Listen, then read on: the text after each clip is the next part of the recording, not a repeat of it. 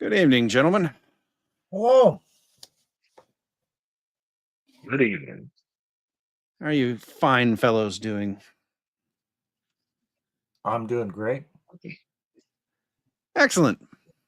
So tonight's topic is actually a request from Shu Tai. You guys might see him in the comments there. Tonight is going to be kind of a two-part episode. We're going to split tonight in half. And the first part, Shu was asking about botnets and social media manipulation. How do you identify it? What does it look like? And what can you do about it, at least for yourself? And then as we were talking about this in the back end, I realized that we also needed to have a discussion about preference falsification bubbles and morality frameworks.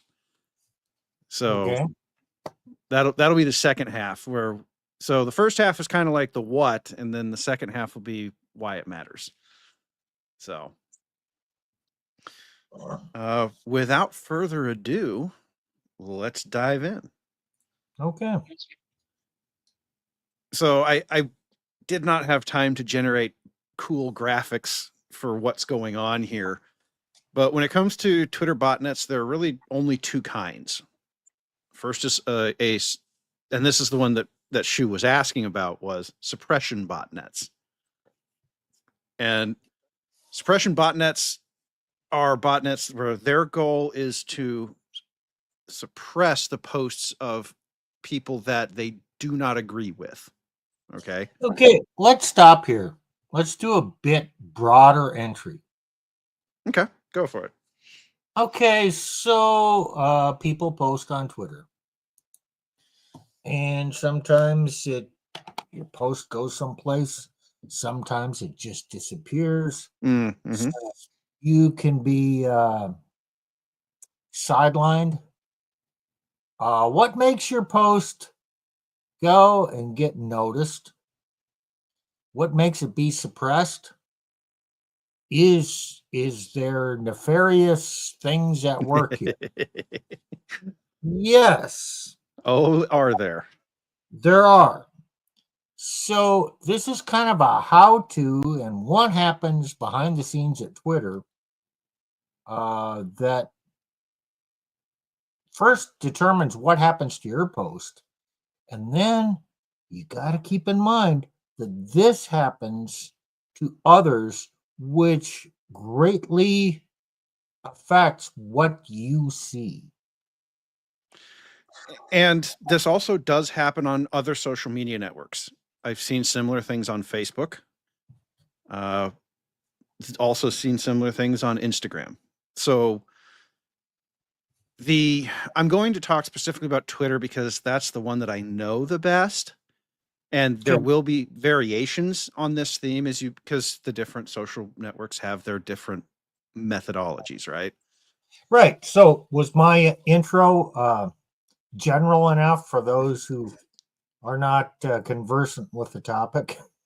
This is not a conspiracy theory, okay? No, this is not. It happens.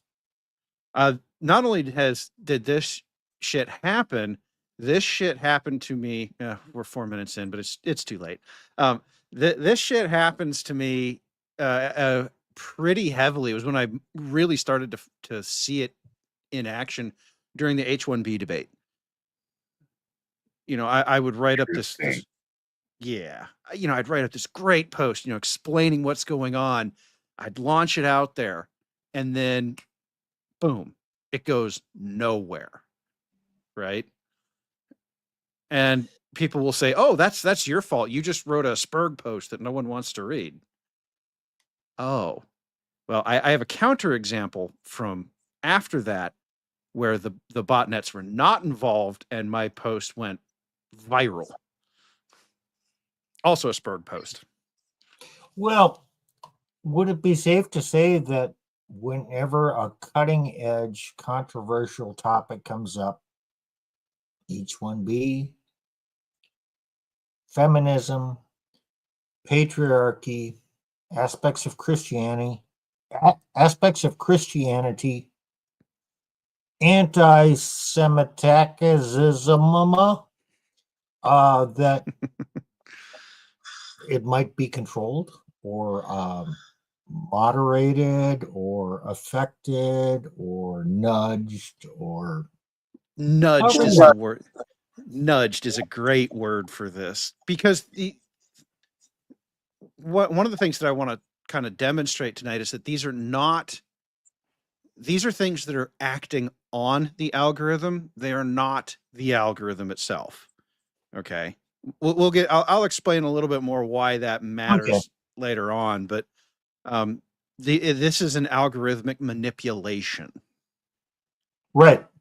Yeah, I think this is a good intro because you were jumping in a little bit too Yeah, I fast. was. I'm not sure if everyone was up I to was speed with where you were I was going. excited. I love these kind of shows. So, getting a little ahead of myself. So, the Shu actually started this conversation by asking about why some of his posts would get likes from pretty obvious uh, corn accounts, and other posts wouldn't. And we talking a little bit about this, and he said something to the effect of, "You guys should make a show about this." And we said, "Yeah, actually, that might be an interesting topic." So, this is the result of that conversation on Twitter. Speech suppression is real. Oh, in the it Twitter absolutely space. is. So, and botnets, they're formed by lots of different accounts, and they have one of two purposes. And the purpose that Shu was experiencing was a suppression botnet. So Twitter knows, the algorithm roughly knows that it is a corn account. Okay. And Twitter, the algorithm will say, hey, you're a corn account. People don't like looking at your stuff, listening to your, posts and whatever. So if you interact with a post, we are going to determine that that post is also low quality posts that people probably don't want to interact with. Right. So that's the algorithm. Right. So the algorithm said, right. So the Twitter algorithm says you're a low quality account. So when you interact with other posts, we are going to deem those posts as being of low quality because you liked it. Uh, like on Twitter, likes are kind of the big thing that the algorithm uses. Comments, of course, also matter, and you can actually see that where, if you are getting if you're getting comments but you're not getting views, that means that somebody actually went in and read it and wanted to say something, but the algorithm didn't push it. They were searching. They were basically spurg reading the whole thread and going, "Oh, that's an interesting comment, and I want to talk about that." So, but what the point of the suppression algorithm is, or the suppression networks is, they want to keep your post from getting pushed up higher so that more people read it. Okay. They don't want people reading your post. So they'll hit it with a couple of likes from corn bots. This happened to me over and over and over again during the H-1B debate. And there is a solution to this kind of botnet. And we're going to explain, we're actually going to explain that towards the end of this part one of this show. The other, of course, is the antithesis of a suppression botnet, and that is a promotion botnet. And they use heart bombing. On Twitter, it's hearts for likes. So you could also call it like bombing on Facebook. And it's kind of the same thing, but the other way. These accounts, but the accounts will never be corn accounts that like your stuff and like bomb your stuff. Okay. You have to pay for that usually. No, you don't have to have a paid account to like posts. No, I mean the promote that like promote option. I've never. No. So promotion here is separate. This is about convincing the algorithm that the content is being well received by other Twitter users, and so it should be pushed further up the stack of the post. So you'll have a what they call a main post where somebody just posts on their timeline. It'll, like Elon does this. He main posts all the time, but he doesn't comment much. Okay. And then people will comment underneath. So the algorithm sees, oh, you have a highly liked post. I should push your comment higher up over other people's posts. Right. So when the promotion botnets come in, they like bomb the post, and that it convinces not just the algorithm that other Twitter users like it, but it convinces you, the person, that other people like it. Because we don't know who is actually liking it. We just see heart 250, right? Oh, lots of people liked my post. And it makes the post writer feel good about themselves too. What if you have both? What if it's going up, and then you have some also have likes of porn bots? Oh, you mean the bots can fight wars with each other? I don't know. I'm just putting. They can, but it doesn't happen as often as you'd think. Because of the way the algorithm works, one of two things is going to happen. Either your post is just so popular that the porn bot isn't going to be able to affect it enough, or it's going to come, or the porn bot's going to come in, it's going to hit it, because it's not just likes, it's likes over time. How fast did you get the likes? So and you'll hear Twitter users and YouTubers all complain about this. They'll be doing slow, then something will happen and it just gets cut off. Okay. So the porn bot can come in and cut it, but it's going to depend on, and the algorithm, and the porn bots know the algorithm fairly well. So they're going to be watching all this and deciding what they can do. But Who runs those corn bots?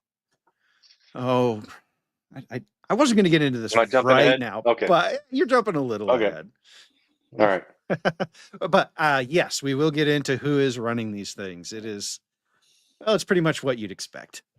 So for you guys listening along, I'm just going to list off some signs of a porn bot or a bot account. These can apply to both suppression and promotion botnets. And the other thing that I have to say up front is that the list I'm about to give you is not comprehensive at all. And no bot account is going to have all of these things, all of these factors. Okay. So you're going to have to use your intuition and your mind. We're here to give you examples and things to think about. So first sign of a bot, again, this is also true of regular accounts, recently created. Is it a new account? Is the ratio of followers to following very low? So it has very few followers, but is following a lot of people. Okay. That's critical, actually, and we'll get into that in a little bit. They have no or very few main posts and comments. Okay. Bots don't think for themselves. They don't post for themselves. Or maybe the bot, they call them bot herders, by the way, as in sheep herder. In order to make the account seem a little more legitimate, they'll go in and they'll type a couple comments up or have AI do it for them, but there won't be many of them. This one's more true of porn bots, but suspiciously similar names. So the porn bots actually kind of had a format for the name. There would be a first name. It was either Asian or American name, typically. And then it'd be underscore 2 random characters, then underscore 2 more random characters. That one came up a lot when I was doing the H-1B stuff. Computer generated names show up. The second is kind of a corollary to this is account names with random numbers at the end. You're going to see this one more on the promotion side. So you could have like, you know, a truncated first name, truncated last name, and a bunch of random numbers. That is, so when these bots are working, they are working with, yeah, Shu. Yeah, exactly. It'll look something like this. I'll put this up on screen. Bleep bloop, you know, and then some random set of numbers. Because when these bots, they create the accounts programmatically. There's typically no human involved. And so they just take whatever, they'll just throw a couple words up at Twitter, and Twitter will say, no, you can't have that. So they'll just take whatever random numbers that Twitter throws at the end of the account. Okay. And so that can be assigned. You'll see this version more on the promotion side of things. Okay. Now, a little bit more background. Plutarch is a computer guy, a programmer. He's been out and about. He understands how things work. So when he says, yeah, this is what's going on, yeah, okay, he's perceptive with what he sees, but he also understands how this can be done. And he has a geopolitical sense as to who might be doing it and why. Although we're not there yet. Oh, we're close though, because here was the other thing that I noticed about the botnets, and we'll spend a couple minutes on here first. So when I was doing the H1B thing, oh my God, my posts would get hammered by the porn bots. Okay. And then immediately engagement would just end. Okay. And so one of the things that you'll see with these accounts is that they tend to like posts on topics that are relevant to geopolitical situations or topics that have been known to cause internal division in the US or Europe. Occasionally I get tied up with some European stuff because I have contacts over there and I see it happening over there too. Europe is not special or immune from this. Okay. But and I've said this before, I'm a pilot. And so recently I was having a discussion over one of the recent crashes, and nothing. The bots did not show up. Same, same account. I haven't. The bots are still there. Why don't they show up? Because it's not a topic that is relevant to the people running these botnets. And the key point here is to understand is that the botnets are expensive to run. I actually, many years ago, talked to a guy who ran an IRC botnet, and he described the cost as considerable to run this thing. And they will hire them out. And that's what he did. He would hire out his botnet to other actors. Okay, what is a botnet? How do they do that? What have they got? A closet with shelves on it full of a bunch of phones with logged into different accounts with shit going on? I don't know. How do they do this? So I know the way he did it. He had access to a large number of virus compromised computers. And the bot herders love these things because they look like legitimate IP addresses to Twitter. In fact, it could very easily be that the bot account is running on the same IP as a legitimate account that, that somebody is at their home on Twitter.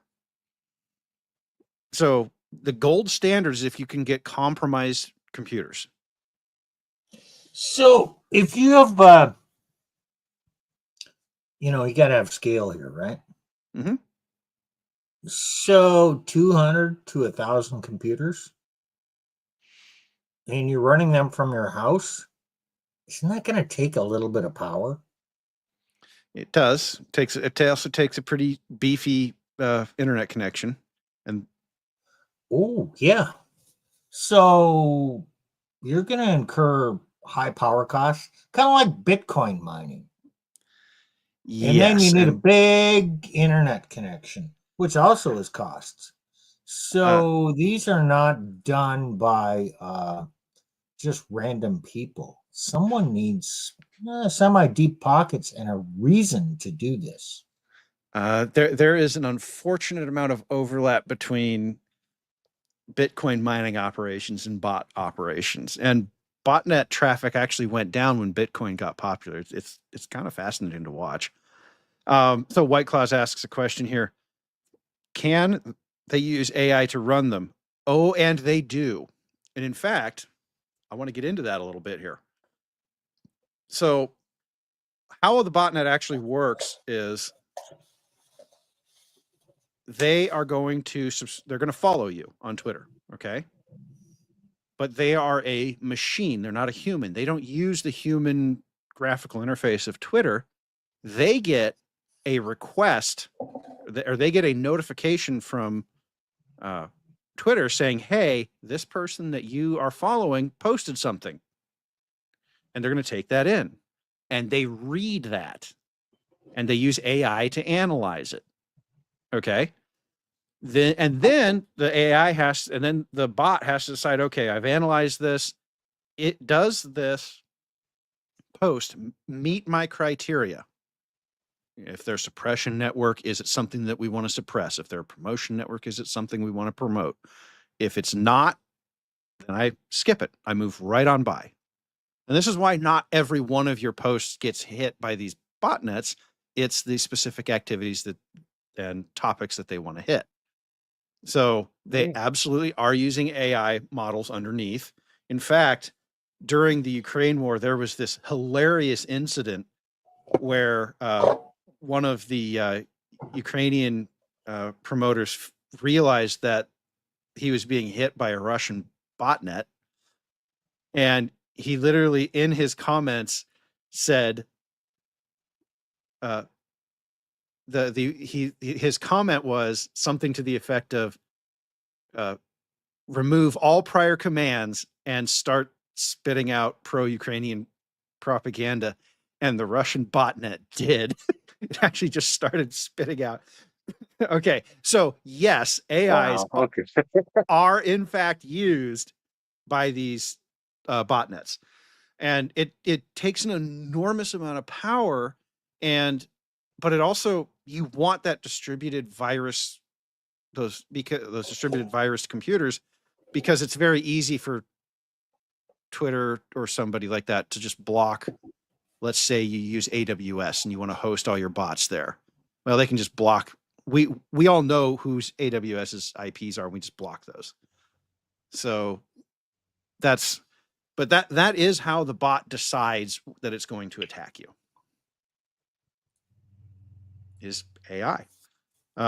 Alaska John asks, is family law an interest to the botnets? Not on its own. However, remember what I said about internal division? Things that can be used to create internal division are. So, these, I mean, these bots are using AI, so they can do some fairly sophisticated analysis to figure out if what you're talking about actually does meet their criteria. Okay, so yes, Shu, 4D reverse psychology on the bot, and it was hysterical. I actually watched it live. It was the funniest thing you've ever seen. So, and of course, the bot herders figured out what was done to them, a couple days later, and got it all sorted out, and it never happened again. But so Nick, Oh, that Steve, go that ahead. indicates something. In order to monitor this, you need AI. It's monitoring in real time. Yes. if you need human intervention, that would even drive up the cost Yes. a lot. So Oh, human intervention only comes in a couple days later when they figure, holy shit, something's going on here. We got to Yep. figure it out.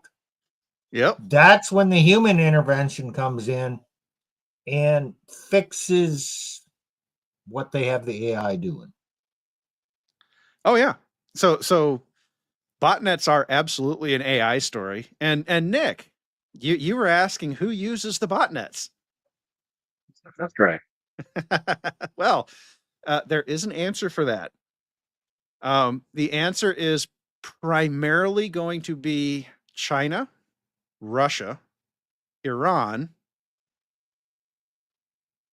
another I Not the name that United I States? Come on. no, the United Do you States is not think on this list. the deep state, CIA, FBI, whoever the hell, people who have something at stake in the political Oh no, no, discussion? we'll get to that. The U.S. sits in a privileged position. We'll get into that. So right Okay. now it's China, Russia, Iran, another I state that we can't name, and North Korea. Those are your primary botnet players. Okay. Now you guys want to talk about the United States. The United States does not need to run botnets. Why? Why is that? Because Yeah. the algorithms are inside the United States. They just show up with a national security letter and say, "Hey, do this." Hmm. In fact, we do know that shortly after the start of the Ukraine war, the NSA shredded the Russian botnets. So the United States' strategy is we don't shred things. We are an observational country when it comes particularly to electronic intelligence. So the NSA had known where these bots, who they were for a very long time. And they were just watching to see what they were doing, what they were promoting, and they were collecting intelligence. That's their job. Okay, great. So in the first month of the Ukraine war, Biden told the NSA to shut them down. And the NSA, without the help of Twitter, shredded them. They did not need Twitter's help to do it. They just, the NSA has really cool tools. If you've ever read any of the Snowden stuff, you'll know what I'm referring to. But, and then they went to Twitter and said, "You're going to help us do this now," and they did. But they also let the botnets regrow because they wanted to see how they rebuilt and track them. Right. So, oh no, the United States That's pretty fights cool. dirty, and That's pretty cool. yeah. Oh, the story of the Ukraine war is a fascinating story from a botnet tech perspective.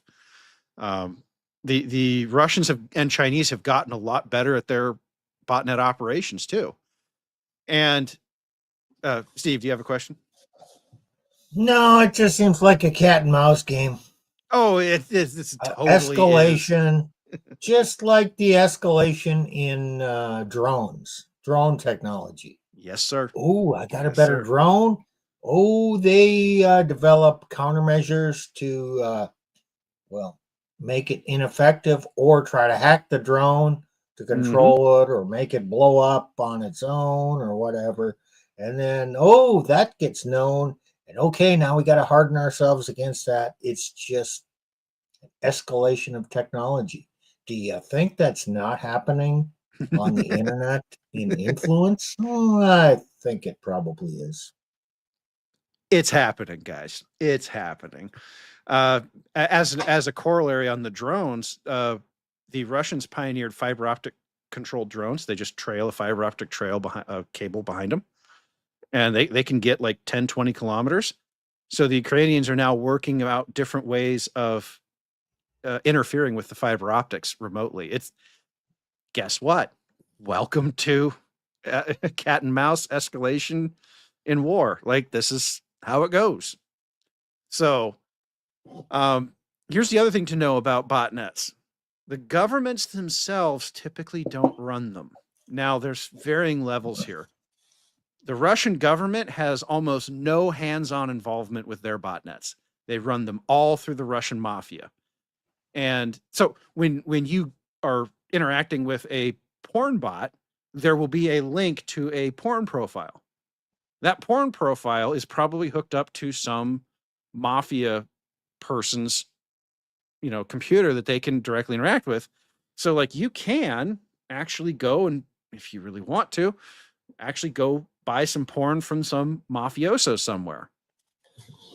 Well, okay. I don't know if this is a good thing to bring up, but the Russian mafia has been a code name in the U.S. for, I'll just say it, the Jewish element who actually came from Russia. So is there two kinds of Russian mafia? Actual Russian mafia and actual Jewish Russian mafia? In this case, most of these botnets are run out of FSU states, so it's probably actually ethnic Russian mafia side. Okay. So, for example, Albania and Bulgaria are insane hotbeds for botnet activity out of the pro-Russian sphere. So Okay. So yeah. So just to flesh this out. You know what? There's the Italian mafia. Doesn't make all Italians bad or evil. Nope. There's the Russian mafia. Doesn't make all Russians bad or evil. Hey, I'm married There's to the one. Jewish mafia, which is also known in the U.S. code word Russian mafia, which doesn't make all Jews nasty or evil. It's just there. So what? Okay. It's Right. reality.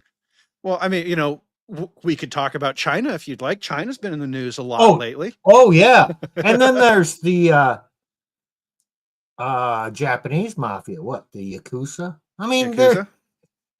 they exist wherever there's a population. There's a mafia element. And yeah, okay. Yeah, there's probably an American mafia. Some of them have, well, a lot of times the mafia in any country is tied to the rulers of the country, and they use the mafia to do the dirty work that they want done. So the mafia gets protected. Mm-hmm. And it's an arm's length. Yeah, could you go do this? And I don't want to know about it. Well, that is exactly how it is with botnets. All of these are, with the exception of China and Iran do have state-funded botnets. Russia mostly doesn't. And North Korea, they tend to buy their botnet access. So from other organized crime, because they don't really have an OC element outside of North Korea. And they don't have the horsepower to run a big enough botnet. China. So China does run botnets, but they will also they run their state sanctioned botnets, but they also will run stuff through organized crime botnets. And as Steve was saying, the organized crime gives them the ability to kind of do this arm's length. Well, it's not us that's doing this.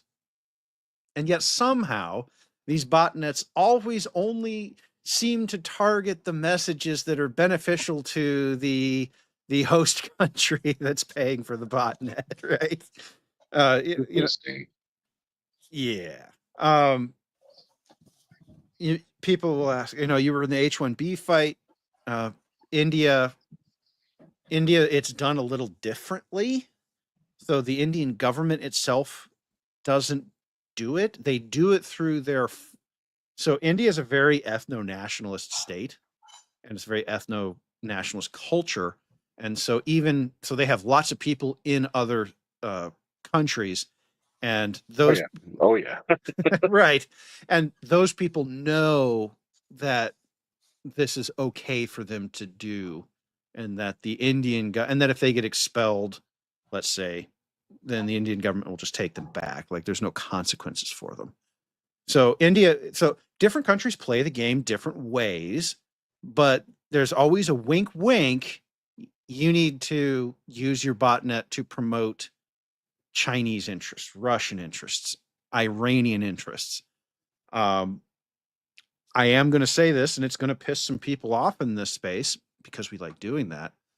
A large amount of the can I even say that? The anti-semi or the semi-anti. Yeah. A large part of what you guys see is heavily promoted by Iranian botnets. And that is something that I do keep track of. And so what that does is it makes you, the viewer, think that these positions are very popular. Now, I'm not going to say that the target of these networks is some sort of pure as a driven snow actors. No, they are not. In fact, there was a social media network called Gab that blocked that country's IPs because they were getting so much bot traffic from that country as well. That country doesn't do quite as much of the suppression promotion. They do a lot more surveillance. But even then, they were noticing these things. So they just blocked that country's IPs. And there's a whole bunch of, you can actually go read articles on the story if you want. A guy named Andrew Torba owns it. Yeah. And he's posted about it. So I'm there's a lot of not good actors out there in the world. And they typically have one of two goals. And sometimes these goals align, and that is they either want you to promote their agenda or they want to promote internal division inside the target country, typically the US, but also the European Union. So they want propaganda. Oh, right. And the reason that I wanted to start the episode by describing how this works is because I want our audience to see that these people are trying to push you using propaganda techniques and a lot of really cool technology into believing things that you might not otherwise believe. Okay. And this gets more into the discussion of the second half, and good. I was hoping to do this in about half an hour. So that was part one. We have described botnets, what they are, how they function. One more thing that I want to tell you guys. If you have a suspected bot, if you're getting hit with stuff, understand this. How does the bot, so I mentioned that the botnet knows that what you say because they follow you. And then they get a notification from Twitter that you posted something. That bot that's following you will never, ever be the same as the one that are doing the like bombing. Okay? They will never be the same. In fact, the bot that's following you will say nothing. They do not want you noticing that bot that's following you. Okay? So the solution is actually very easy. I'm going to go into mine here. This is my personal Twitter. You can see there we are right there. My Plutarch Twitter. Okay. Now, as you can see, that's Shaw there. So Aaron here. Okay. All you do is you block. Okay. If you suspect that an account is a bot receiver, a notification receiver, you go there and you block them. You do not mute them. You do not remove them. Block them. Okay? what this does, and the reason why blocking, when you remove them, they get a notification that you removed them. And then they can task a different account to come back later and refollow you. But when you block, they don't get a notification that you blocked them. They just stop receiving notifications about your posts. So to the bot, it looks like you just went dark, like you stopped posting. Okay. That is the key point here. Don't mute. Mute, they can still see everything you post. If you remove them, they get a notification that says they were removed and they can target you later. But if you block them, no notification, but you look silent to them. So that is how you deal with bots on your personal Twitter account. You block them. I want to be very, very specific about that. Okay. So we can take this away. So blocking them will actually prevent them from bombing you later. Correct, because they will not be getting the notifications of what you posted. It's actually to your benefit if you notice to actually block all those accounts. Right. That's why I went to the effort of even though you might lose followers, it's to your benefit. Correct. Okay. So that's why I went to the effort of kind of explaining some of the various factors that I use to determine if it's a bot or not. Yeah, obviously, for the obvious, I'm gonna have to go do that now. I mean, yeah, you will lose some followers. It's true, but it will probably actually benefit your ability to get your message out there. This isn't perfect, right? But bots are expensive things to run, and the notification system is way cheaper to run than just scanning random threads, right? That's a lot more computationally intensive. So yeah, that's what you just go block them. And if you guys have there you go, Shu. I got more box than Dikembe Mutombo come at me. Well, yeah, that's kind of how you have to treat it. And I mean, if you know the person at the other end, they're not a bot, that's great. Like I'm never gonna block Shaw. I'm never gonna block Nick, right? Because I know those guys. Steve's too much of a boomer to be on Twitter anyway. Right. Yeah. Steve's just over there getting his dinner, going, I don't care about none of this. Yeah. Time got away from me, so I'm eating. Yeah, he I used to be on Twitter. I gave it up. Yeah, yes. Steve joined the stream like 1 minute before our start time tonight. So we have to give him, we have to rib him about his boomer moment tonight. Oh, maybe I'm getting senile. You knew that take a little too long. What's that? Did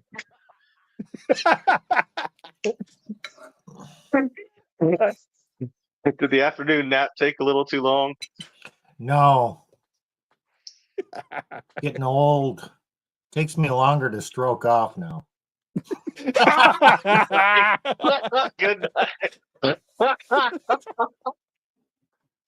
Well played, that wasn't Steve. a nice thing to say. No, but to be fair, Nick set himself up for that. Hey, we're not politically correct. No. Oh boy. Oh boy. We just went there. Okay. Yeah.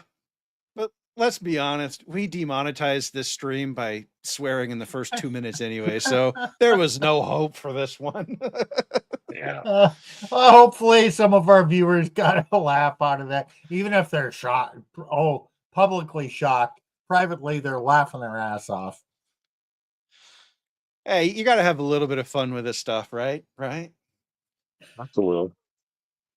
So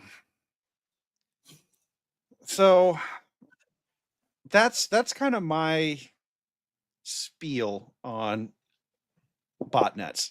Yeah, there's a lot of really cool technical stuff going on, but for the most part, I just want you guys to be able to recognize when it's being done to you and go clean out, block your suspicious follows. Yeah, it'll hurt to lose the follows. It'll, all of that, but and this is something that I would say, look, if for all of you red pill guys out there, this would be good for all of you to do because it will help you increase the reach of what we're talking about. So, part 2. Right. Why does all of this stuff matter, and why does it work so well? Why do botnets work so well? I don't know. I guess people are stupid. Stupid. I guess. I mean, we've certainly done enough with IQ on this show to demonstrate that most people are, George Carlin, imagine the most average person you know, and half of them are dumber than that. But these people vote. Yeah, these people do vote. There is an actual strategy behind it, though, and we've actually played this clip before, but I want to play it again because I think this conversation will put this clip in a new light. And it's been almost a year since we... Why does it start playing right away? So this is an interview by a fellow named Yuri Bezmenov that he gave back in, I want to say the mid-'80s sometime. I don't remember exactly when this was. But in this clip, he's talking about something called demoralization. And so we'll listen to him and then we'll get into that. Is a slow process which we call either ideological subversion or active measure, активные мероприятия in the language of the KGB, or psychological warfare. What it basically means is to change the perception of reality of every American to such an extent that despite of the abundance of information, no one is able to come to sensible conclusions in the interest of defending themselves, their families, their community, and their country. It's a great brainwashing process which goes very slow, and it's divided in 4 basic stages. The first one being demoralization. It takes from 15 to 20 years to demoralize a nation. Why that many years? Because this is the minimum number of years which requires to educate one generation of students in the country of your enemy, exposed to the ideology of the enemy. In other words, Marxism-Leninism ideology is being pumped into the soft heads of at least 3 generations of American students without being challenged or counterbalanced by the basic values of Americanism, American patriotism. The result you can see. Most of the people who graduated in the 60s, dropouts or half-baked intellectuals, are now occupying the positions of power in the government, civil service, business, mass media, educational system. You are stuck with them. You cannot get rid of them. They are contaminated. They are programmed to think and react to certain stimuli in a certain pattern. You cannot change their mind, even if you expose them to authentic information, even if you prove that white is white and black is black. You still cannot change the basic perception and the logic of behavior. In other words, these people, the process of demoralization is complete and irreversible. To get rid society of these people, you need another 20 or 15 years to educate a new generation of patriotically minded and common sense people who would be acting in favor and in the interests of the United States society. The demoralization process in the United States is basically completed already. For the last 25 years, actually it's overfulfilled because demoralization now reaches such areas where previously not even Comrade Andropov and all his experts would even dream of such a tremendous success. Most of it is done by Americans to Americans, thanks to lack of moral standards. As I mentioned before, exposure to true information does not matter anymore. A person who was demoralized is unable to assess true information. The facts tell nothing to him. Even if I shower him with information, with authentic proof, with documents, with pictures. All right. So did you guys catch, he said a couple of words in there. He was describing kind of the process that they're going through, what the goals are. Yeah, Yuri did try to warn us, White Claws. And All on deaf ears. it did. I mean, remember, this is like the mid 1980s. This is 40 years ago, right? And well, let's find out. I'll look it up. He mentioned Andropov. yes, he did. I think I can actually look up the interview date.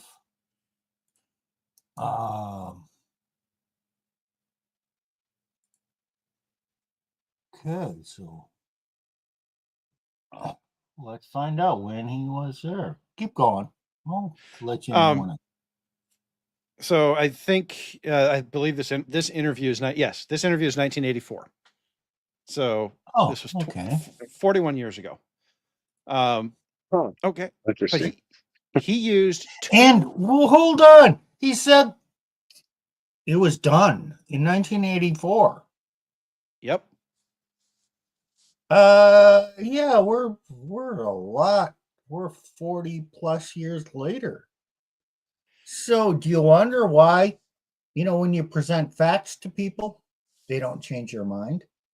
Basically said they're fully indoctrinated. All of us are. We have ears to hear, but don't almost hear. All of us. Eyes to see and don't see. Right, Nick. And yeah, Steve, exactly. We are so far along now that we have entire generations, 2 entire generations, that have been born knowing nothing other than a fully demoralized society. And he said a key phrase towards the end there: moral standards. Okay. This is a slide that gets me in trouble. What? That gets me in trouble. Yes. This is a slide that we used from a stream many streams ago, but this talks about this, and it talks about most people, when they hear demoralization, they think demoralization as in morale, as in how you feel, right? And that is a proper use of the word. You'll hear the military use it all the time. They're very worried about their troops becoming demoralized. Okay. Usually happens after demoralization. Do you get demoralization? So when you're demoralized, you still know the difference between right and wrong. You're just too tired to fight. You've just been fighting so long. It's just so hard. Okay. Demoralization strips you of any morality at all. Not only will you not care about the what? Except the will of the mass or Team Woman, something like that. George Orwell, he understood it, and he talked about this without actually calling it this in 1984. And it's because the purpose of taking away your framework of morality is so that it's not just about that you don't know the difference between good or bad, right or wrong. It's that you're not even aware that there is one. Well, isn't that also kind of a theme of the book Animal Farm? Yes.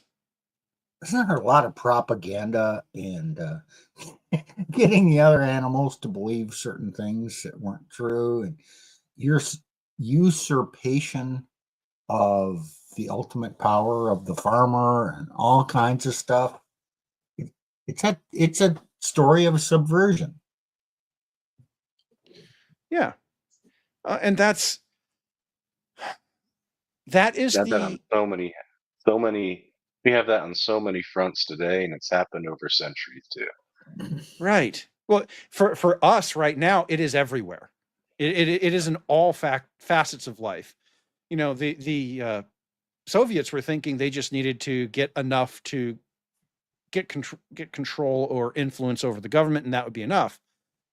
Of course, this is 1984. Soviet Union would collapse 8 years later, and so they would not be able to execute on those plans. But the lack of moral framework has stuck with us.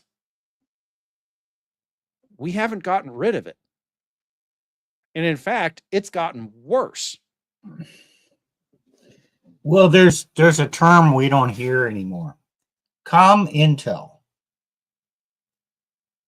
That stands for Communist International. They had a plan.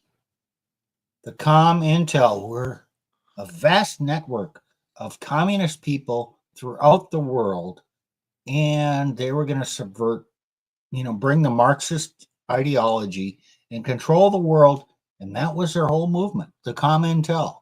Now, was it real? Yeah. Was it effective? Kind of. Did they survive long enough to see the fruits of that? Obviously not. Not everywhere. No, not everywhere. Well, the interesting thing about this, though, is we are completely demoralized in pretty much every facet of life, but there is no. So, like, the Soviets had a plan with what to do about this. They just couldn't execute on it. Well, wait, sucks for it's them. only so effective. We still know what a woman is. Oh, no, shit. not really. Well, actually, Steve, you brought that up. Nick was asking for an example of what this looks like, and I brought up. So here's an example of what a demoralized society looks like. Okay, the left is very, very feminist, right? Girl power. We've got to protect and promote the women. And the very same leftists will turn around and tell you that the absolute most important way to do that is to invite men who claim to be women into women's spaces. There's no logic. There's no rationale. Why? Because there's not even a whisper of a moral framework that these people could use to say, hey, wait a minute. Are we protecting women, or are we just protecting anybody who wants to be a woman? And there's some facts out there, like in the prison system, bad guys were claiming to be women to get into the women's prison and do bad things. But no, let's not. No, that's just a fable. That doesn't happen. Would you like me to pull up the news stories, Steve? There was one a few months back out of California. And this is just these are just examples of demoralization. And Can I give my example? go for it, Nick. Go for it. So, all up until the left is usually associated with being green and don't like gas vehicles, protect the environment at all costs, and we need to go full electric, right? The right, not so much.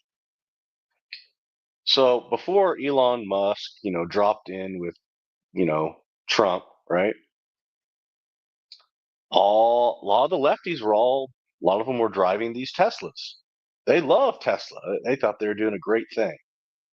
Now, the right, even some Bible thumpers. I mean, I love the Bible. I think it's inerrant and all that, but a lot of these MAGA right.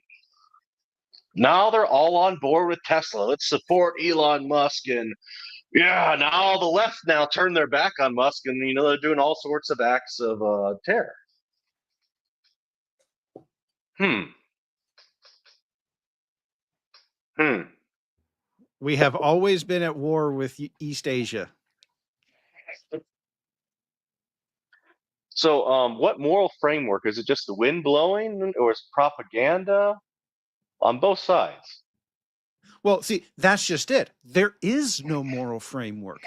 It is literally the propagandists say this is the party, if you want to go to the Orwellian term, the party says Elon Musk bad, Tesla bad. So now, today, Tesla's evil. We have always been at war with East Asia because the people who are following this stuff and who are caught up in this stuff have no moral framework.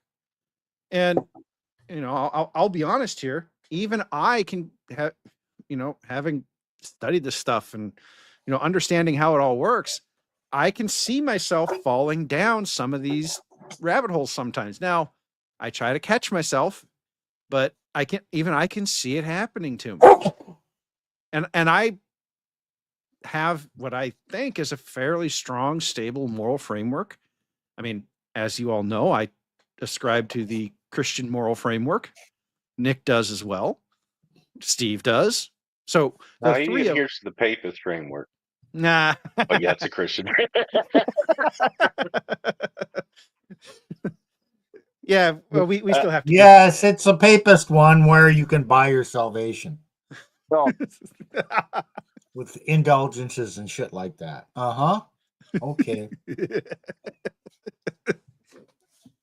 So one of the things that the Christian moral framework gives us is, and I think this is true of all three of us, and certainly people like Shu, Chief, Alaska, John, in our comment section, White Claws, you guys all have some form of moral framework. So when you guys look at the whole transing of the kids, you go, hey, wait a minute, that ain't right. So the demoralization, there's this interesting problem with it, and this is what Orwell was also exploring in his book. You can, right? They want people who are so afraid of disagreeing with the party that even if they know something is wrong, that they will still agree with the party because the party is it's not just the arbiter of truth. The party is truth. Okay. And that's, the Tesla thing is such a perfect example of that. 6 months ago, Tesla, awesome on the left. Today, burn them all, right? A moral people isn't going to go from that one extreme to the other in 6 months. They're just not going to. Right. But we're all susceptible to that. We get blown off course. Okay, Plutarch mentioned that. But when you have a moral compass, you take a step back and you reevaluate, and you figure out what your principles are, and you don't go that far off course before you check yourself. But you're not going to be perfect. This is not just because say you're a moral person and you have principles and all that, doesn't mean you're not going to be affected, does not mean you're going to get off track once in a while, but you have the ability to correct yourself and question things. Most of these other people just check with the party stance and okay, I'm good. Well, there's an interesting phenomenon that happens when you have no moral framework. If you were to exist without any moral framework, you would have no way to decide what to do. Okay? So what the party is actually really asking you to do is to adopt their moral framework. What the botnets are asking you to do is to adopt their moral framework. China's moral framework is China is unbeatable, United States is weak, fake, and gay. Well, I mean, we've done our show on China, and unbeatable might be stretching it by a lot.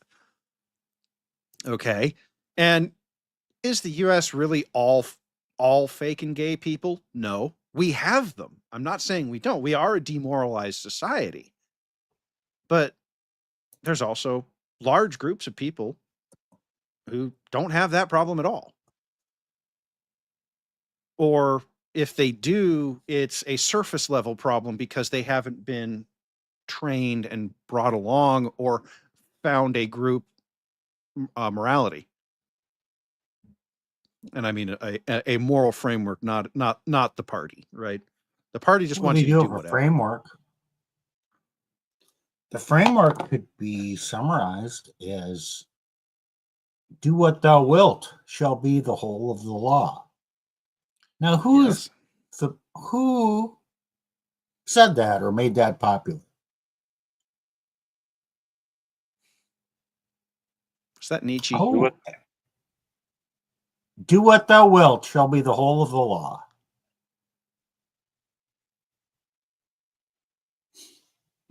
Aleister Crowley. Crowley, okay. Doesn't that describe our modern world where everybody's out there doing what they want to do and say, but I'm good because I'm following my heart. I'm doing what my emotions tell me to. It feels good. What did the book of Judges say about people following what is right in their own heart? Or it's actually said what is right. The people did what was right in their own eyes. What book has that refrain? You said Judges, so I'm going to guess Judges. There you go. There you go. Well, Judges is a book of the Bible that is not known for being a particularly kind and cuddly read. They had a lot of societal problem and judgments upon them where they needed God to rescue them through judges because they kept doing what was right in their own eyes instead of following the moral framework that God had given them. Right. Now, Christianity is a moral framework. But, and I think we've talked about this before, Christianity is not a manual for all things in life. I think, Nick, you said it as Christianity doesn't tell you how to have, how to do a surgery, right? Well, it gives you principles for that, sure, but not. Right. So it like the Bible says that saving innocent life is a moral good. Okay, well then we can determine from that as a doctor saving life is good.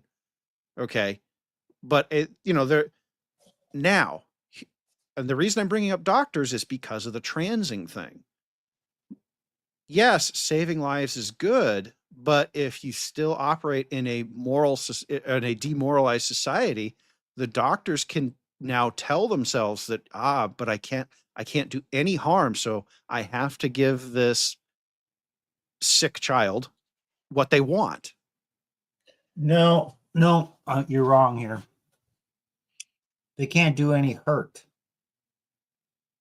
because it would hurt their feelings. But harm, actually bodily harm to their sexuality and body and genitalia.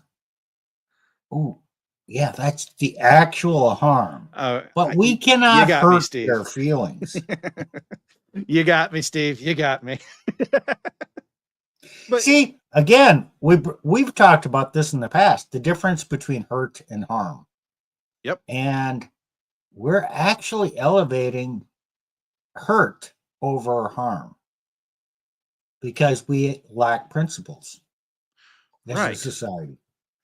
So, yes, the Christian morality says that saving lives is a good thing, and do no harm, and the Hippocratic Oath says do no harm, right?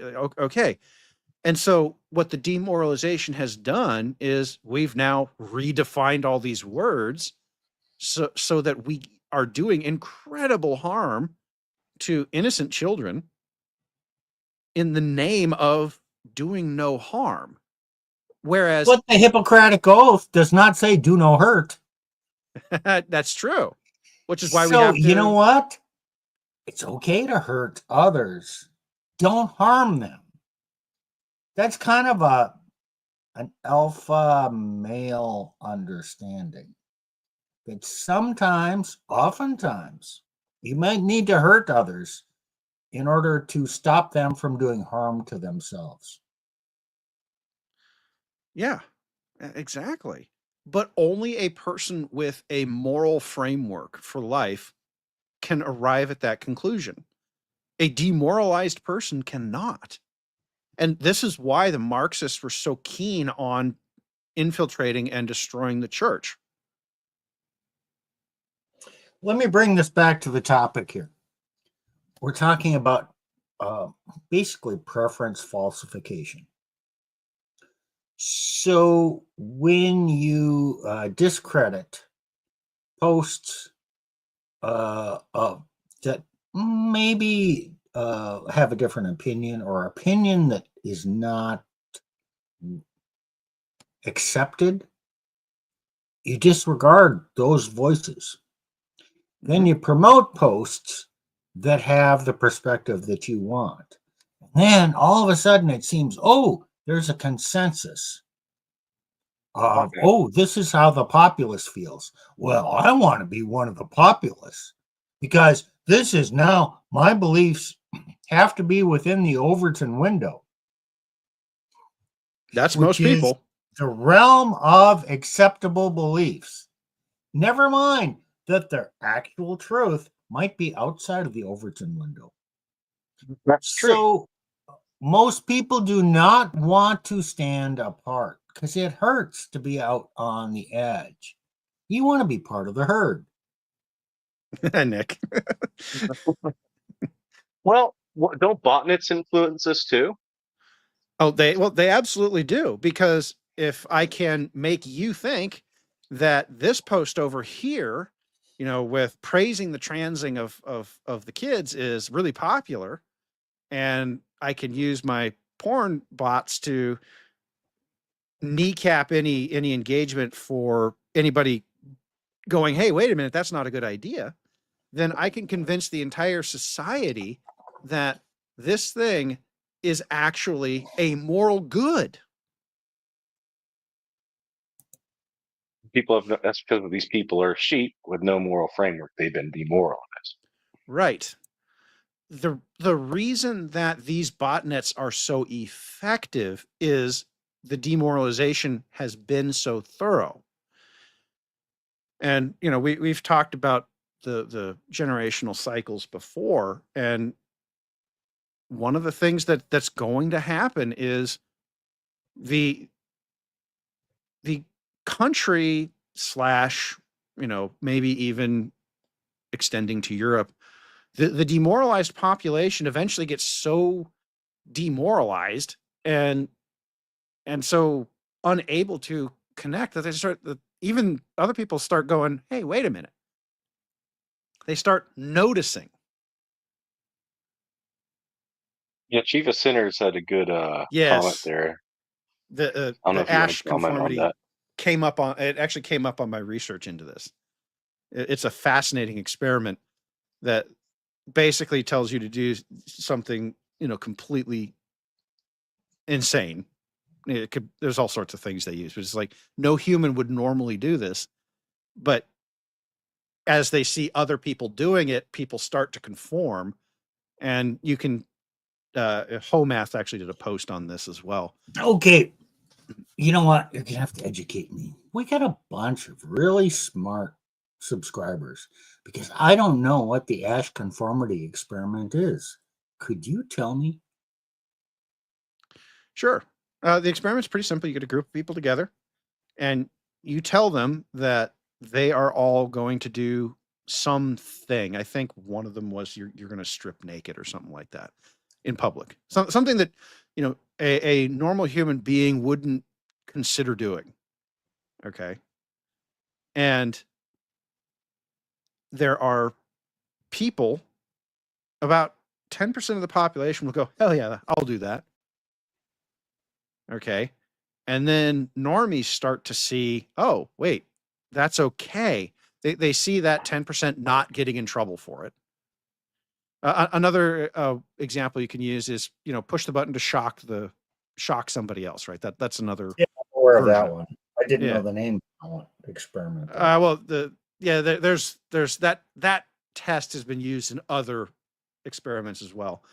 So, but it's a common one because it's something that you're intentionally inflicting pain on somebody else, and and you're supposed to know that's bad.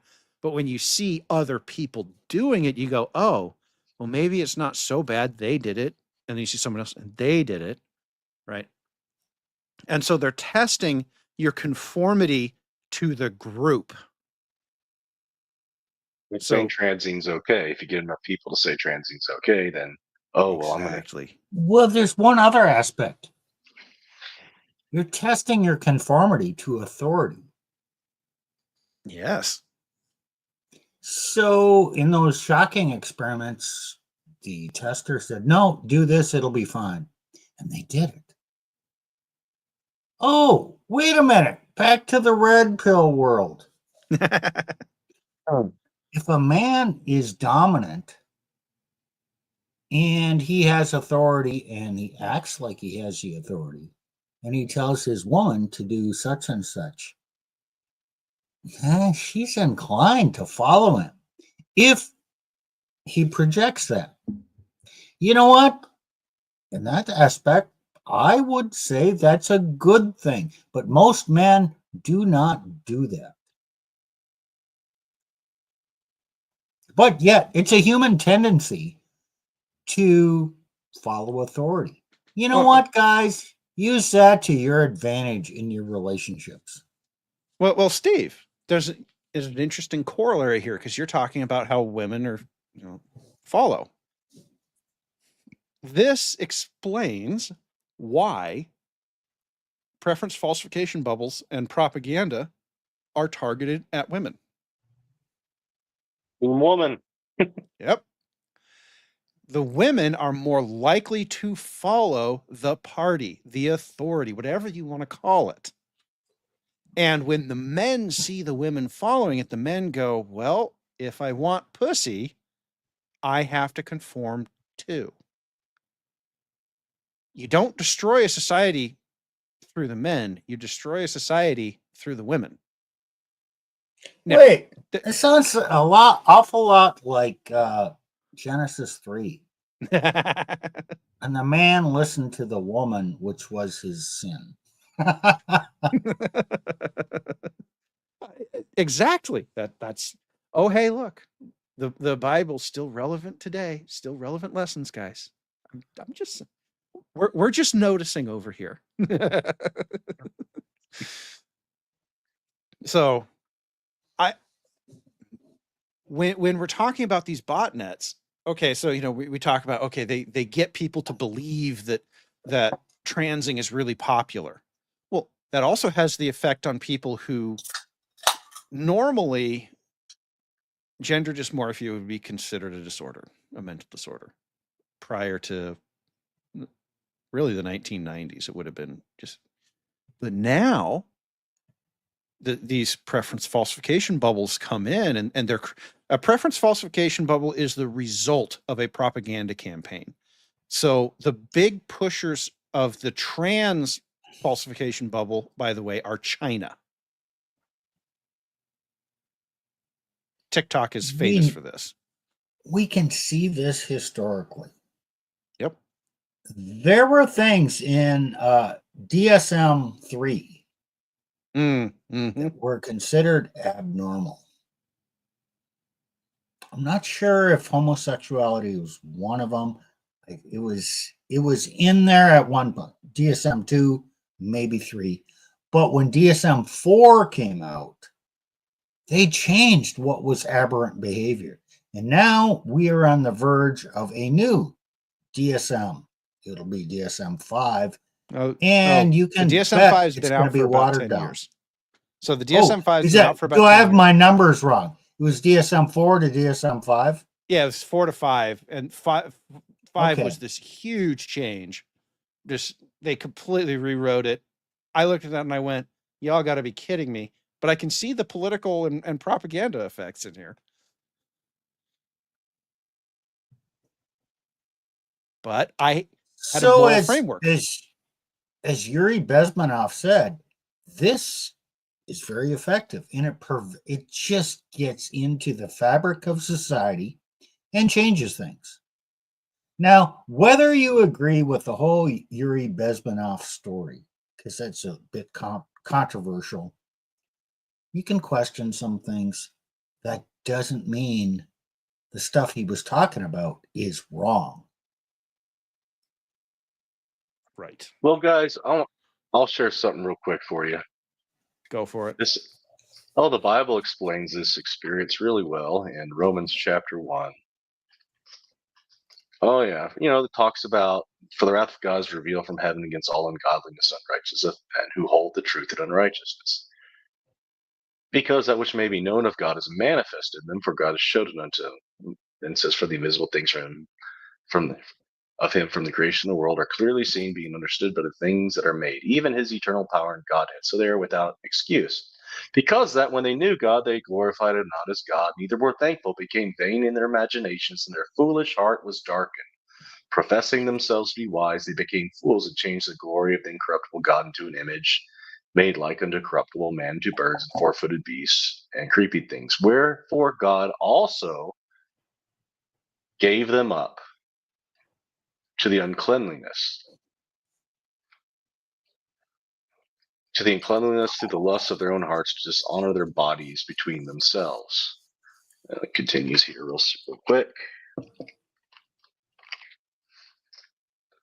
Change the truth of a God into a lie, and is worshipped and served the creature, and worship and serve the creature more than the Creator is blessed forever. Amen. For this cause, God gave them up to vile affections, for even their women did change the natural use into that which is against nature, and likewise also the men, leaving the natural use of the woman, burned in their lust one toward another, men with men, working that which is unseemly, and receiving in themselves that recompense of their error, which was meat. And even as they did not like to retain God in their knowledge, God gave them over to a reprobate mind to do those things which are not convenient, being filled with all unrighteousness, fornication, wickedness, covetousness, maliciousness, full of envy, murder, debate, deceit, malignity, whisperers, backbiters, haters of God, despiteful, proud boasters, inventors of evil things, disobedient to parents, without understanding, covenant breakers, without natural affection, implacable, unmerciful, who knowing the judgment of God, that they which commit such things are worthy of death, not only do the same, but have pleasure in them that do them. Demoralized society. Okay, Nick. Yeah. Can you put that into layman's terms? God gives people over. They don't want to retain God. He can give them over to more and more things where they even ignore natural order, natural law, and do things that are abominable, pretty much been held as abominable through not just Christian societies, but the majority of societies throughout the world. Are you saying that's happening today? Oh, yeah. Well, there's another point here too, Steve. This isn't new. I mean, this is Romans we're talking about. This is the age of the apostles. This isn't new. No. Was that Romans, Nick, or what? Romans chapter 1. Yep. Oh, okay. I mean, and we talked about judges from before. So that was what, So 3,000 years ago? was Romans in that passage, were they talking about what was going on in those times, or was it a prophecy of what would happen in the future? It was a blanket statement about what happened, about the nature of God and his general revelation of himself and people who reject God. So Oh. timeless. So it's timeless. It happens on a minor scale all the time.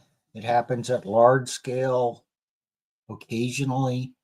Whenever people lose sight of the truth, they go off course. I guess when we go back and look at the Hebrews in the Old Testament, they lost the plot a few times. And then they were defeated and went into slavery kind of as a punishment. Yeah, this is nothing new. Thing new under the sun, guys. Just different iterations, different means. Okay, let me point out something. Whether you're Christian or not,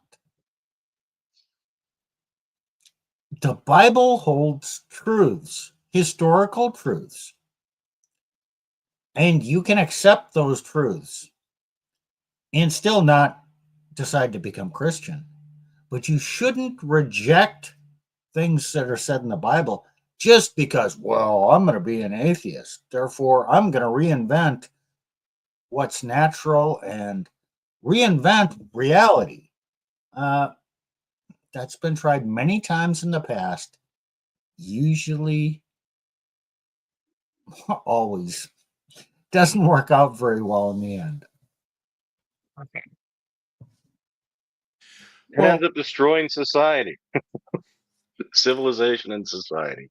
Kind of be totally given over to not even be able to think straight, to act contrary to nature. Yeah. Well, theoretically, if you do enough of this stuff, you'll forget what sex is for, and then you won't have sex, and then the birth rate will plummet, and you won't be able to reproduce, and keep your society going. I'm just guessing. It's a Scooby Doo mystery, Steve. Well, and the other thing that I want to point out here is that, I mean, we are talking about the Christian morality framework, but if you look at history, even societies that are heavily Christian, they might base their social moral framework on the Christian moral framework, but there will be other extensions of that. That there will be more than what the Bible covers, and that's okay. And most moral frameworks have some, at least throughout our history so far, since the time of Christ, they've had the influences of Christianity, particularly in the Western cultures, but they would the moral framework of the Christian 1950s and 40s would probably look different than, say, even the Christian framework of, who was the revivalist? Jonathan, I can't remember his name, in the 18... I mean, like the early 1700s. Yeah. Is Jonathan Edwards. Jonathan Edwards, yeah, that right. So they would have had different moral frameworks, but the key point was the society had a moral framework. Okay, you can even have a society without a Christian moral framework. Go ask the Chinese. They don't have a Christian moral framework, but they absolutely do have a moral framework. Or the Japanese, or there's a lot of Asian cultures that don't have a lot of Christianity in them, but they still have moral frameworks. So one of the benefits and why it is so important for the propagandists to subvert, corrupt, and remove Christianity is because Christianity does give us a moral framework on which we can build a larger social framework. And if we were to do that, if we were to get back to that, these botnets would lose their effect. Not completely, but it wouldn't be as the effect wouldn't be as noticeable, as pronounced, as effective. Yeah, but what if the women get on social media? But this goes back to what the Bible talks about with women. Women are much more easily manipulated, and these are manipulation tools. These botnets they exist to manipulate your emotions, to get you to move that Overton window a little bit, and then you have to move it, but you have to move it an Overton window is usually just drawn as a line with a box, and the box is the window, and the line is everything. But what they're actually really trying to do is to get you to draw a second window moving up and down, and another one at an angle, right? They want you going all different ways, because you can't make a moral decision if you're going all different ways at all times. So that's why the TikTok China bot operations push so heavily on things that like transing women, at the same time that they push heavily on pro-feminist propaganda, because they need you to believe two mutually exclusive things. Not for the purposes of, they don't actually care the specifics of what you believe. And the right is running a huge risk on a number of topics. And I am watching the Chinese bots flood into that space using totally different topics, but the exact same tactics. The Chinese do not care what we believe. The party doesn't care, that we're pro or anti-feminist or trans, or we're pro or anti-capitalism. They just want us believing anything.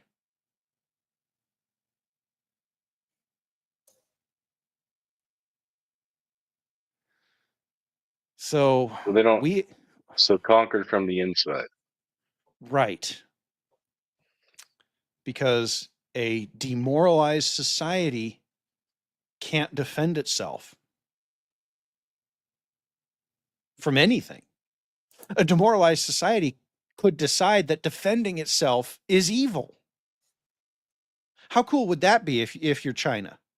Defending Taiwan is evil because we won't even defend ourselves. Guess what? I can do this the other way too. Defending Ukraine is evil.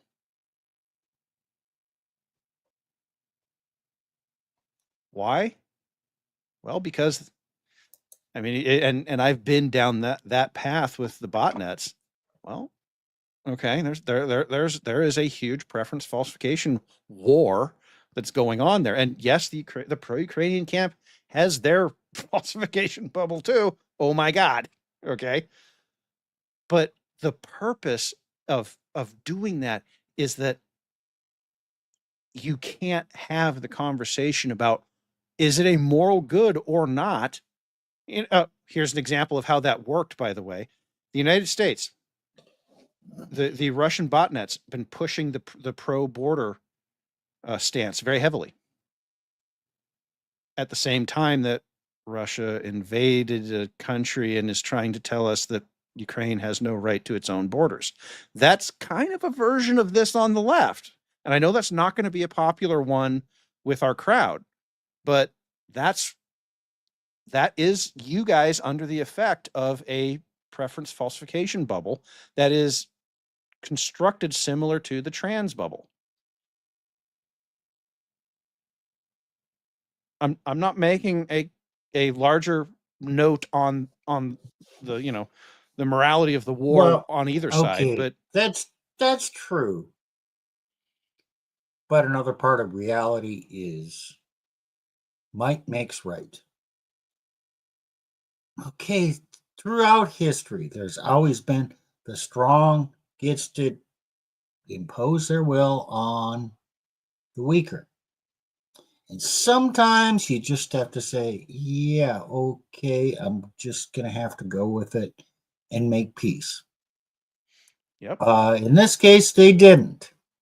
Now, okay, you can argue right and wrong here all day long. Yeah, and I don't want to. You can also say, Ukraine could have seen the handwriting on the wall. Russia was stronger. Make peace. And they tried to, there was a peace plan out there. So wherever you are on the map, yeah, there still is an element of might makes right. Or you can't, sometimes you just can't fight things and you have to go along. The question is when. Well, we did our geopolitics episode a couple episodes back, and I don't want to rehash that, my point was very specific to the way the botnets were operating in that environment and what they were trying to do.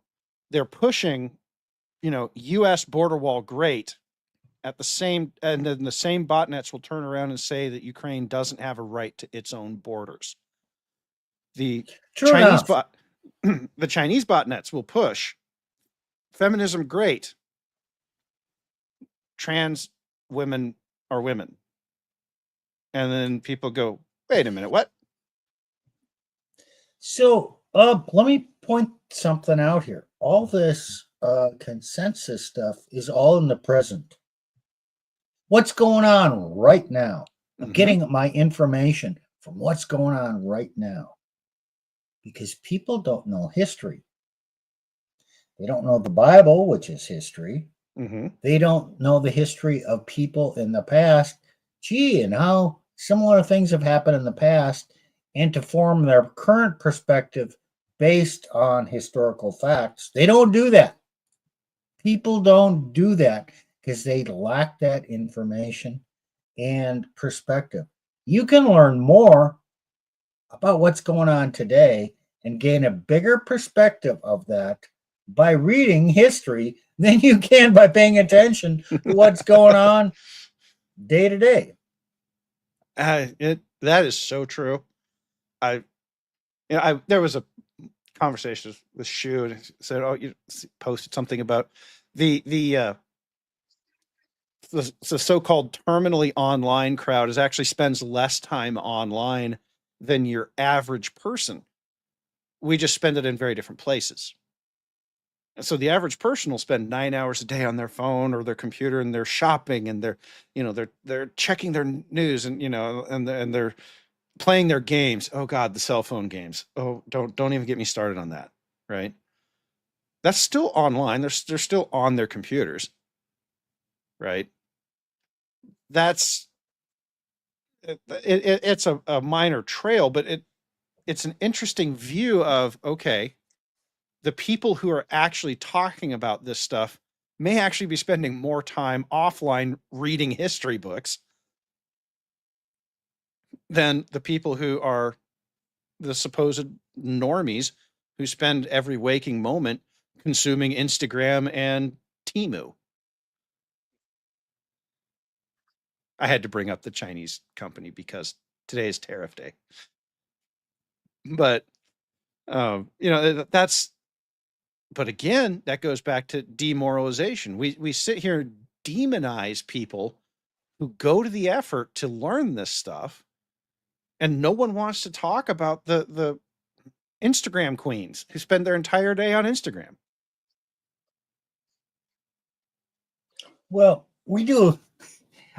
I think we're providing a bit of a service because in the course of our discussions, the three of us bring up a lot of historical facts to put things into perspective. So, for our few listeners, yeah, and those guys actually know history as well. It's just an uncommon thing.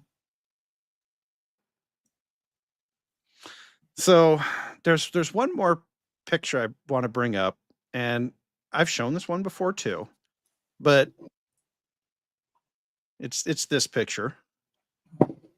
Psychopaths, immoral, unemotional, secretive and subversive, treats people like livestock, and psychologically abuses them.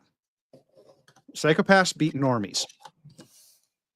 Normies are moral and emotional. And when you think about your average person, the average person tries to live a moral life, but they do it with emotion. The normies are the ones who get exploited here. They're really good at identifying outsider behavior. I mean, the left is really good at in-group, out-group preferences, and they enforce societal norms. They beat autists. Autists are the unemotional moral. They have a moral code. They just function. They just apply it unemotionally. And here's why this matters. They are immune to propaganda because they're not emotional about it. They have their moral framework, and they're going to stick to it. And your emotional appeals don't matter. You've heard us use, we notice things. We acutely notices patterns. Obsessive and studious. Oh, what were we just talking about, Steve? We read history books. Why? Because we're autists here. We are. Okay. Here's the thing. Autists beat the psychopaths. Because we can unemotionally enforce moral principles on the immoral. And I don't care about your feeling. exactly. The way to defeat preference falsification bubbles, propaganda tactics, and botnets is unemotional moralism. I don't care what you're trying to convince me to believe. I have a moral framework and a set of principles, and I don't care I just don't care. You can't convince me otherwise. Become a stone. We got something like that going on right now in real time. Tariffs. Oh boy. Okay, well, Trump has convinced his group of normies that tariffs are a good thing, that it's going to solve all our problems. Mm-hmm. I guess I fall in the autist category, not the lefty category, because I think Trump is a smart guy. He's not an idiot for doing this. I think there's an ulterior motive. I see flaws in this whole thing. And I'm not falling for the hoopla that this is good. It might not be bad, it might be necessary, but the reason it's not going to turn out the way we're led to believe. So I'm skeptical, and I see problems, and I see other things happening. Okay, call me an autist. I'll be right. Oh, that Steve, I love that confidence. I'm right. For reference, we had a long conversation about tariffs earlier this week. And Steve and Nick and I, we hashed out a bunch of thoughts about what was going on. And yeah, there were some pretty stupid takes out there on the internet. My finance background sucked me in, but the porn bots didn't get me because they don't care about finance. They've never cared about my finance posts. They don't respond to them. They also don't respond to my flying posts. So about airplanes. So, again, it's part of the way you can identify the botnets is what they care about. And here you go. The autist just has to look at it and say, no, I don't care that you're trying to move my. Oh, okay. Here we go, Shu. And the autistic Ubermensch cleans out all the chips at the table from both normie and psychopath alike. Shu, it's funny. It's funny. But the normies have gotten so demoralized that we might have to do something like that. In my notes for the show, I described this autist as sort of a social immune system. This brings up something the economist Gary Stevenson said. He was a trader. He's a UK guy, about 40. He says, yeah, you don't make money from being right. You make money from being right when everybody else is wrong. Yep.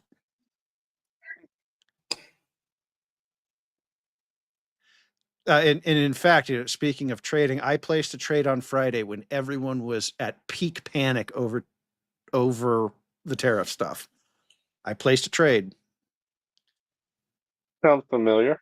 I collected that trade this afternoon for a triple up. Nice. So you were right Nice. when everybody else was wrong, and you made money. Indeed, I was. Guess who also invested this past week? Excellent. Yeah. You're not feeling very you're not feeling like a normie here, Nick. You should behave more like a normie. No. When I do stuff like this, I always make money. I love seeing all the normies panicking. Then I'm like, this is stable. This is not going to go anywhere. Oh, look good. Yep, I'll make money. Well, While that's everybody else is panicking. one of the things that we're trying to do with this channel is be the social immune system, but also just be the people out there that when everyone's panicking about this thing or that thing, we just kind of calmly go, okay, here's what this is, here's what it isn't, here's the range of possibilities of things that can happen. One of them will probably happen, and it'll all be okay at the end of the day. Well, we've affiliated ourselves with the red pill. We don't quite fit there either. But I kind of think of us as a think tank that explores ideas. A lot of times we're right and we see things others do, but we go on thought experiments and explore things kind of like a think tank does. Yeah, sometimes we're going to be wrong. Sometimes we're going to be way out there, la la land. We've done that. At least from the perspective of the normies. But isn't that what a think tank does? Imagines and extrapolates and goes, what if, and, let's put these facts together in a different manner and see what we come up with. I love that kind of mental exploration. I really do. I always learn something. I love it. Yeah. And you can do it on your own, but it works best when you do it with other people because they will challenge you.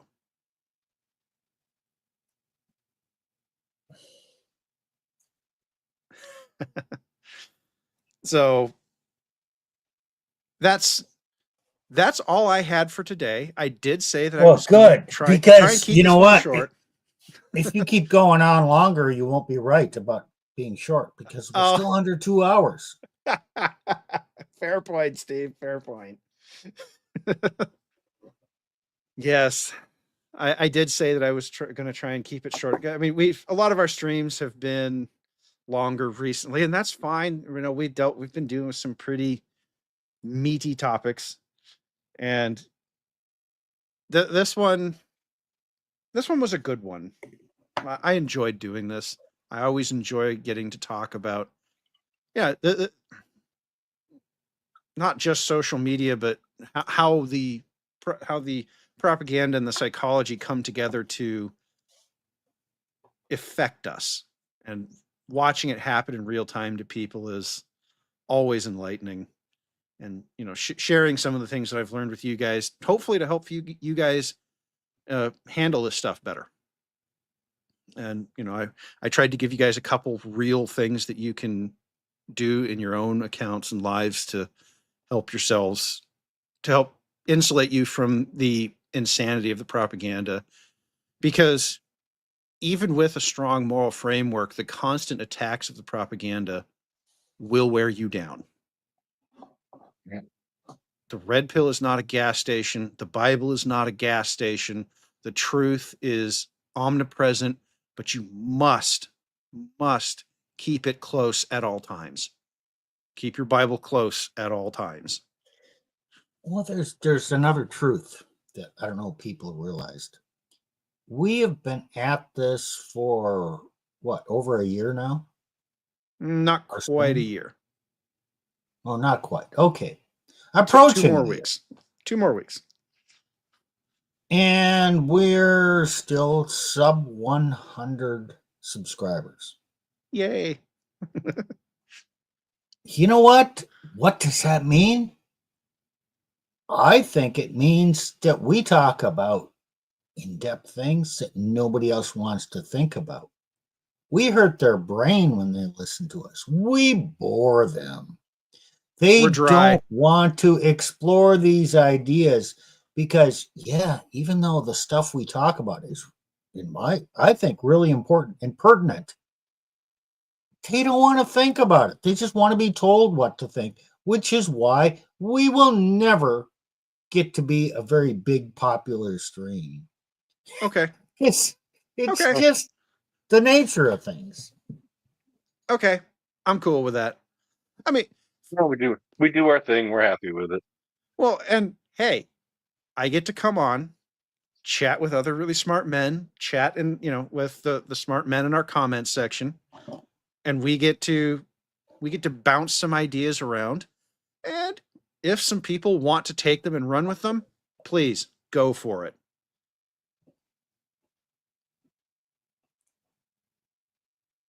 Seriously, take our stuff, run with it. That's why you'll hear me say this every so often.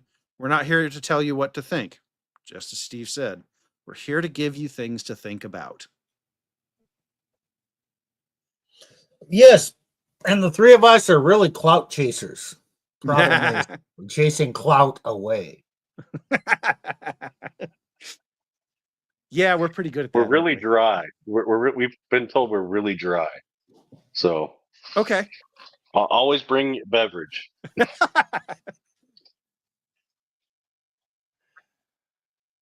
Okay, well, that's all I have for today, guys. If you liked what you heard, you want to hear more, give us a subscribe. We can continue to dry your ears. Okay. If Yeah. you disagree with anything we said or you have questions, leave a comment under the video. It might take us a while to get back. I've been super busy lately. And other than that, yes, join us on Saturdays. I'll get in trouble if we don't say that. So on Saturdays we're over on Elena's channel, and she brings stuff up, and then we talk about it. So although her stuff tends to be, it's not quite as always as heavy as this stuff is. So we'll be over there on Saturday, and yeah, if you like the video, give it a like, and one thing, we just got done saying that, we're never going to have a lot of subscribers, but if you know a man who could benefit from hearing what you heard, or, like maybe a guy who's been sucked into one of these preference falsification bubbles. I know guys who have. Please share this video with them. Maybe this video probably won't be enough to convince them to change their minds, but maybe they'll start noticing too. Maybe they'll start asking questions about what their bubble is. In fact, the only way that we can move forward as a society is to rebuild the moral frameworks. And we can't redo that until we start questioning these falsification bubbles, these morality bubbles that we've built for ourselves. So to my mind, I would much rather you share this video than subscribe. That's my personal view of this topic. Please share this. If you do anything, share this. I guarantee you guys know a man who's been sucked in to something. Well, any final words from Nick or Steve? Don't be a No, we dumbass. covered a lot of interesting things. Don't be a dumbass. Nick. Nick's in a mood today, guys. All right. Well, we have no idea what's on for next week. Steve, it's been a little while, so maybe we'll put it on you to come up with something for next week. But Yeah, I probably could. yeah, so we have no idea what next week is. but we will see you all there because there will be a next week. Later.